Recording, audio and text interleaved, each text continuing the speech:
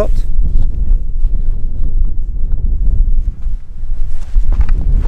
Ta gaffe, il y a un caillou. Je pense que ça peut le faire. Ah, il y a de la pente quand même. Regarde comme c'est bon, c'est bon. C'est bon. Avis aux amateurs de sensations insolites, celle de dévaler une piste noire aussi loin des stations de ski. C'est l'empreinte que Yann donne à la course qu'il est venu créer cet hiver en Mauritanie, le raid Transmauritania. Sur chaque reconnaissance, ce qu'on cherche, c'est pas rester sur les traces de 4x4. Ce qu'on veut, c'est à chaque fois aller chercher le petit recoin. On va pouvoir aller jouer entre les rochers, trouver des belles descentes entre les rochers et le sable, qu'on puisse trouver des petits sauts, enfin qu'il y ait du vrai pilotage sur les itinéraires. Une course de fat bike, des VTT avec des pneus plus gros qui augmentent la portance sur le sable.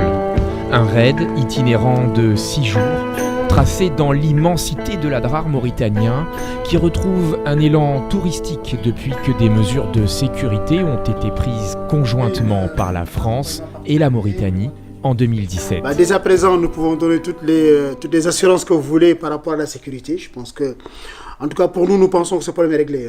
Nous pensons que ce problème est réglé. Toutes les dispositions sont prises à tous les niveaux pour que le pays soit sécurisé de manière générale et la région de manière particulière. Pour l'accompagner dans ce projet, Yann s'est entouré d'amis sportifs et compétiteurs comme lui, avec un goût prononcé pour l'aventure.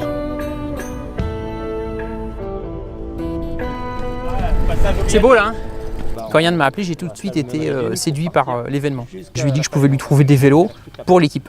Le concept m'a plu parce que d'organiser quelque chose, de repérer quelque chose, je pense qu'on est les premiers à venir ici en fat bike. On vous a cherché, hein.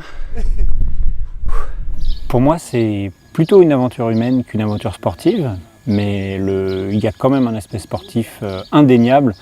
Il y a plusieurs heures de vélo par jour, donc il faut avoir un peu de conditions quand même pour venir. Imaginez 300 km à parcourir dans ces paysages, 300 km en 6 étapes, selon 2 formules au choix en fonction de votre forme, compétition chronométrée ou randonnée moins exigeante. On prend la piste pour passer la partie raid et après on roule ici plutôt que de rouler sur la piste de tôle ondulée. Avec les conseils de Boydia, on repère les endroits où on peut passer, on vérifie si on n'a pas fait d'erreur déjà sur le projet papier et surtout après on teste en vélo pour être sûr de ne pas envoyer les concurrents en galère. Dans cette aventure, il me revient de coordonner tout ce qui est local, que ce soit au niveau des ravitaillements, au niveau de la logistique des voitures, des tentes, de la nourriture et aussi des contacts avec les populations. Pour aller de bivouac en bivouac, transporté par l'organisation, vous n'aurez pas de traces imposées, seulement des contrôles de passage auxquels vous devrez pointer, mais la liberté totale d'emprunter l'itinéraire de votre choix pour y parvenir. Si tu n'arrives pas à lire le sable dur, le sable mou, l'orientation de la dune, tu pousses tout le temps. Ça va être capital, savoir lire la dune. Lève tard s'abstenir, car les départs auront lieu tôt le matin afin de terminer les étapes avant les heures de grosse chaleur.